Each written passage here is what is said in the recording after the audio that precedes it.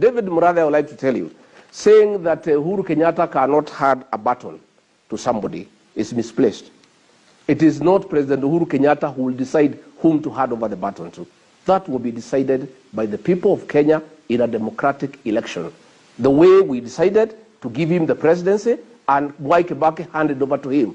Mwai Kibaki did not hand over to Uhuru Kenyatta because he wanted to. No, a decision was made by the people of Kenya to elect President Uhuru Kenyatta to be president, and Mwai Kibaki, according to the Constitution, had to hand over to him.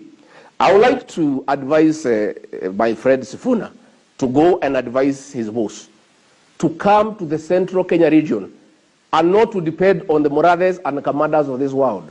You can see what happened. They have been promising him that they will back him for presidency, they will bring him to the region. When he was coming to central Kenya through Githurai and Keno, all the MPs who have been hanging around him switched off their phones. He was being welcomed by James Orengo from Siaya in Githurai.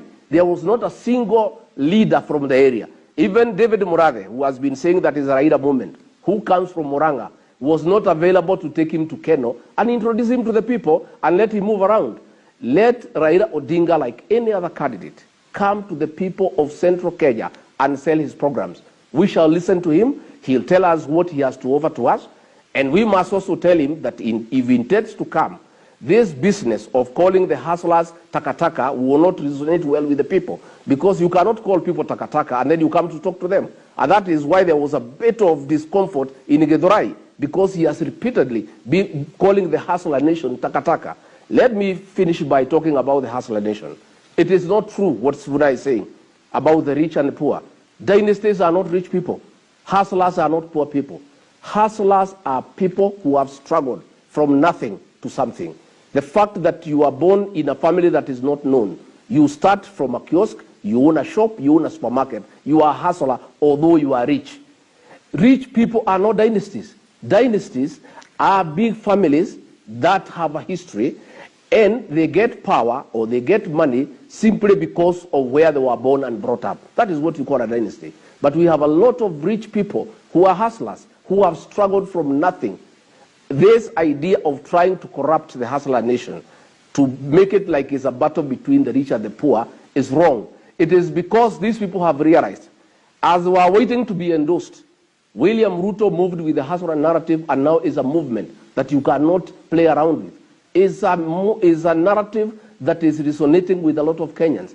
And all we are saying is, it doesn't matter who you are, it doesn't matter where you are born, you must be given an opportunity, if you are working hard and praying to God, to sit on the table with those other people who have come from other big families, and you'll be given an opportunity like everybody else. That is what the hustler nation is all about. I would like to, as I wind up, I would like to remind my friend David Murathe, please stop threatening leaders.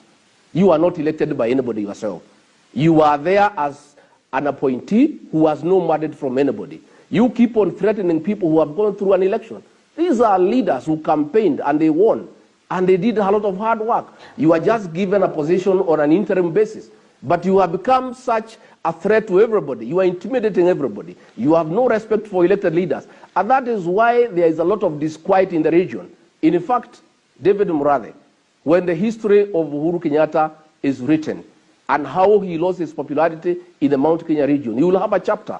It is that bravado. It is those threats you have every day. It is the way you are threatening people and intimidating them. And I'm challenging you, please don't threaten anymore. Go ahead, expel people from Jubilee. Go ahead, instigate state agencies to be able to harass and persecute elect leaders. All right, All we plead with you, David Murathe, and your people. Please, and we plead with you. The only thing we don't want you to do is to organize political assassinations. That's all we plead with you. The rest you can do, we are ready for it, and we have no problem. I would like to say, this thing of trying to use the DCI to intimidate leaders in Mount Kenya region to abandon William Ruto will not work. And I have said, Murathe, you can do all the things you do, but all we ask you, please don't kill us, don't assassinate us. The rest you can do, we will not abandon William Ruto. We are people who are principled and will go nowhere. And I would like to remind David Murathe, you may think right now things are very good. I want to remind you, when we were with you, before President Uhuru came to power, you are bankrupt.